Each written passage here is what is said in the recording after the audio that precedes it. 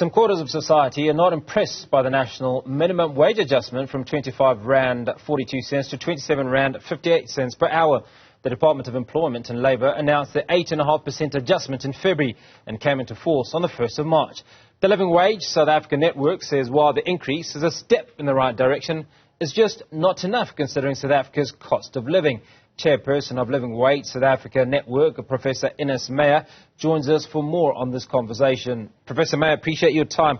Good to speak to you. Let's start off with how you perceive the recent increase in South Africa's minimum wage in terms of its effectiveness in improving workers' standard of living, especially considering your viewpoint that it still falls short of ensuring a dignified existence. Yes, thank you for the opportunity. And you mentioned that it is really about giving people a dignified life through work. And so what we should be looking at is not just what things cost, but really what does it mean to give someone a dignified life. And that is something that humans can only really judge for themselves. And so we shouldn't just look at the cost of living, but rather at how people perceive their quality of life. Though, of course, increases in costs play a big role in this. And so if you consider that if we're working full-time, it amounts to roughly 5,000 Rand a month if someone is paid at national minimum wage. I'm sure many can relate that that is not enough to live a sustainable life, especially considering that many households have only one person earning it.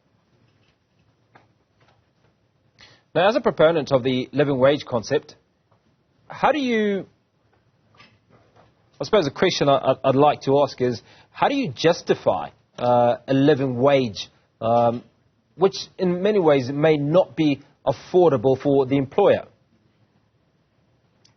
That is a very good argument that is often raised, and especially if it is raised as the first argument in this debate. I suspect that one hasn't thought about it really, but it's just a defense to quickly say we're not able to afford it, because there hasn't actually been time to think it through, whether it is possible to afford it or not. And so it's definitely a reality for many employers that it is not affordable right now.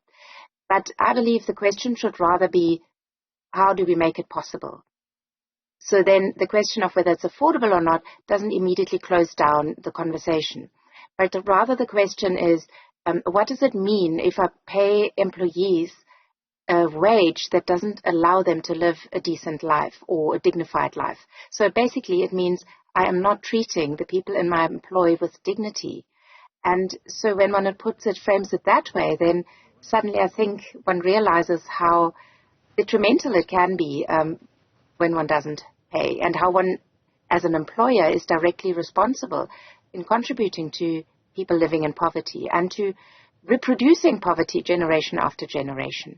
And so it is a very complex topic, but as the Living Wage South Africa network, we really appreciate it if employers come to us and say, we are struggling.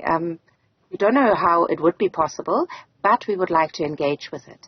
And then what is very important also is that this is something that employers take upon themselves, and it is something that they want to do rather than something that is enforced. Because we know if it's legislation and something is enforced, we tend to find loopholes. There's resentment against it. You might have heard that with the national minimum wage, there has been a court ruling that if employers are paying other benefits, such as a funeral cover, for example, then that can be deducted from the wage amount that the national minimum wage amount is. And so if you find employers that are going to court for such reasons, that are trying to bring down this salary amount even more, they will not be really willing to consider what a living wage is and what it really means. And so if employers come to us and say, we want more information, we want assistance, we will always say to them that, yes, it is about an amount, but ultimately a living wage is an approach. It's about how do we see people? Do we actually see others that are in our employ as individuals, as human beings, as people who we want to treat with dignity, who we want to be able to get out of poverty, or do we just see them as a number? And there are many employers still that see their employees merely as a number in a spreadsheet and therefore very quickly jump to the argument that it is not affordable. Professor, in a utopia of sorts, this will obviously be acceptable, but you are dealing with capitalists who, by and large, are not prepared to, in fact, in most instances, will pay as little as possible to get maximum output. So, just how successful is this idea? So certainly there are, as I said, there are many, and as you mentioned, many employers who don't think that this is a good idea and who are not convinced even by the evidence, which we have by now, that living wages are not just a moral argument, but they're actually good for business, and they increase businesses' financial sustainability. We have case studies, including from South Africa.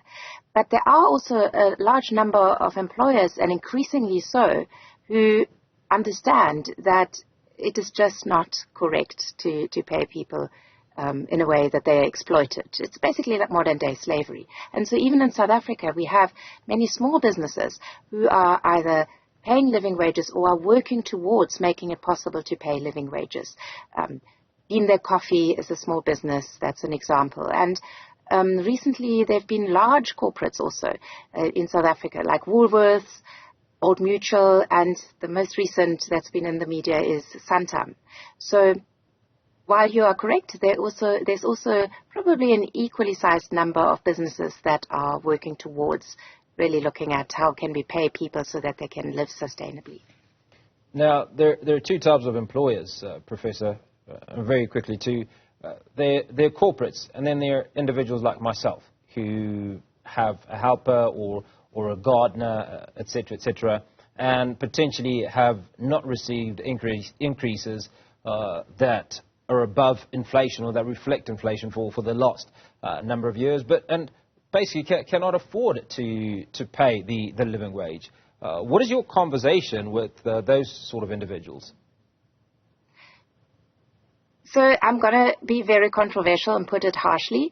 If I am not able to pay someone in my employ as a domestic worker or as a gardener a living wage, then I'm actually not able to afford those person's services.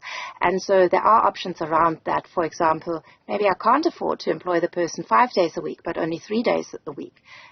So that person then has the opportunity to find other alternative employment for the other days.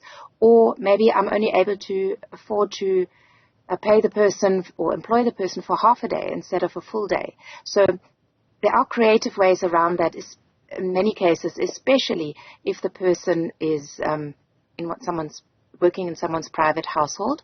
And very important here is also that the argument that is being raised that domestic workers who live in the household, for example, should be paid less because they're receiving food and they're receiving accommodation. While this is true, this doesn't consider that even though the person lives in someone's household, they often have a second household that they need to maintain. So it is actually not very helpful financially to have one's meals paid for and to have accommodation because the costs in the second home still remain.